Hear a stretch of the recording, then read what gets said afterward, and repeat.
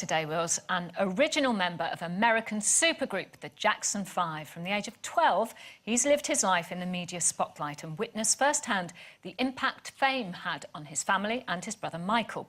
He's sharing his experiences in a new book, giving a unique perspective on his brother, the king of pop, and setting the record straight on the rumours that surround his life and his death. Please welcome everyone, Jermaine Jackson.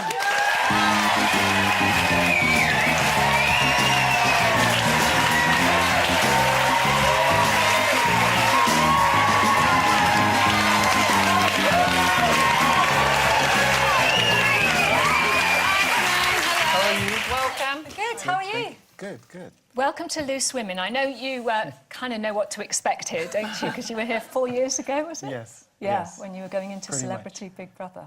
Yeah. Have you recovered? Pretty much. Now, this is the book. You are not alone. Michael, Through a Brother's Eyes. Obviously, that's the book which is just out.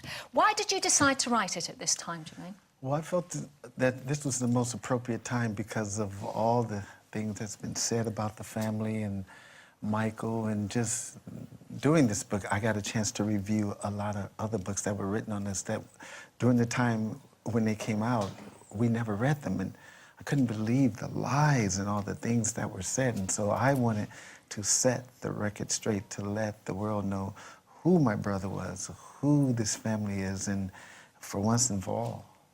Because when Michael died, I mean, I could remember where I was when I heard the news, because it was so shocking, because he was still a young man, relatively young, and those fans, he had many, many millions of fans around the world, went into a form of grief, didn't they? Yes. And there were lots and lots of them who built kind of memorials to him and flowers and tributes and so on. And we can just see a little of that there. And obviously then all the records came out, all the books came out. So were you suffering and the family suffering from grief? Is that why you didn't read that material at the time? Yeah, well, we knew that it wasn't credible, and they weren't credible, but we knew how we were raised, and we knew that it was most important to stay a family from Gary, Indiana to Hollywood. And so to hear all these horrible things said about the family as well as Michael, we just didn't give into it. But Jermaine, Michael himself, I mean, I'm really interested in the book when you write about your father and how strict a disciplinarian he was when you were all growing up. And I accept that you grew up in a neighbourhood surrounded by gangs, and so I can see where your dad was coming from, that he wanted the family to be a really strong unit. But Michael himself said to Martin Bashir in a TV interview that your father whipped him and that he was frightened of your dad. Do you think that that was wrong, that Michael wasn't telling the truth then?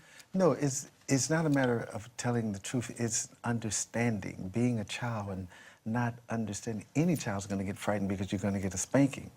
But we were raised no different from any other parent that were raising their kids. You had to discipline your kids, because if you didn't, there were gangs out there waiting to embrace them, and that was the influence. So just all the gangs and the fighting. There were times when there were gangs going on, and we had to turn our lights out and duck because of the shootings and this and that. So my father wanted to make sure that we were on the straight and narrow, that we wasn't going to get involved in that. Now, there are a lot of people out there, as you say, who have written a lot of things that you say are not true about the family and about Michael especially. Do you think, and you put the record straight, as you say in your book, do you think they're going to be convinced, or do you think the people who are going to read this book are the people that don't think those things anyway? What do you think about it? Well, I'm his brother, we're his family, and we were there from day one. We know what kind of person he is, and he was. He's no different from me. He's no different from Jackie or Tito. We were raised to respect each other, to respect the parents, to just like any other family, the proper raising. So it was most important to instill morals and principles in us, so no matter what was going to come before us later in the years, whether it was success or this and that, we knew how to deal with it. Jermaine, but I think it's fair to say he was quite a complex character, wasn't he? I mean, he did... No. Was he not? Because on the this surface, it looks like he... This is what the media let you to believe. This is what they let you to believe. How can somebody be so complex and this and that? And they care about people. They care about children starving. They care about people who are less fortunate. it was the media who misled all of us. And just like there's something out there now about my mother's selling Havenhurst. And I called her yesterday, she said, I know nothing about this. The media, they put things out there to create talk and to mislead you. But Michael misled the media. No. Well, sometimes he did because he knew that's what they were doing to him. So he played back. There was a time when he was in the wheelchair.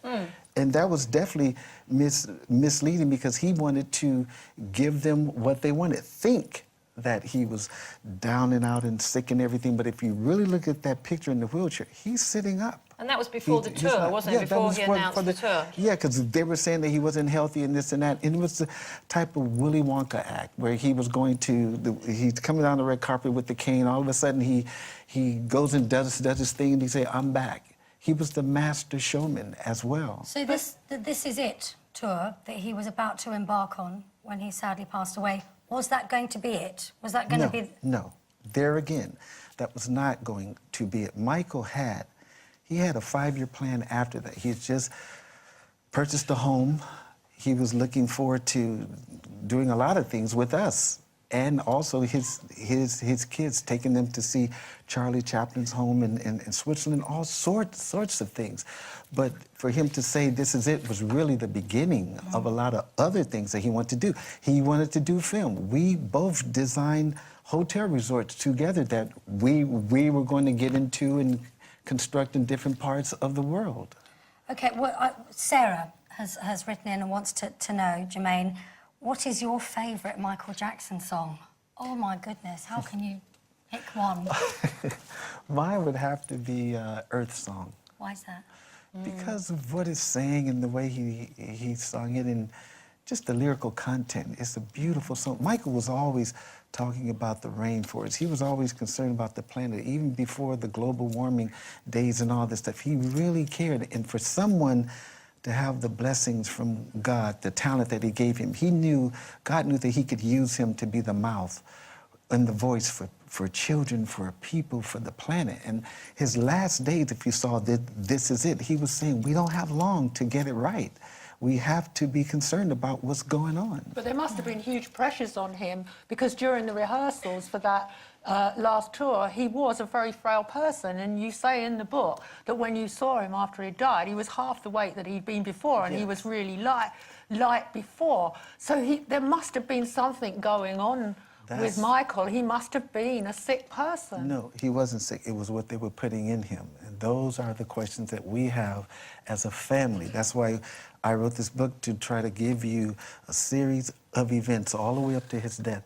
Michael was very healthy. He was looking forward to coming here to the O2. He was dancing for 4 hours a day. Fit enough, Jermaine, yes, to do 50 he was dancing shows. 4 hours. Of course. Of course. They started with 10, but I think the plan was to do shows with us as well. But to answer your question, something happened between the first part of June and mid-June where they started putting this propofol in him, and his body's getting symptoms of half of his body being very cold and half being very hot. He's reaching out to people around him, and they're ignoring him because they weren't concerned about his health.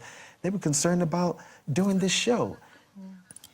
But you said he was going to go on and do loads more. Yes. He had plans. Yeah, I mean, the tour promoters did say that he wasn't put under pressure by them. Obviously, we have to represent them here as well. And, I mean, the debate will go on, and there's the trial, which is coming up later on this month. Jermaine, thank you so much for coming in today. And we could talk forever, but thank you so much. Jermaine Jackson, everybody.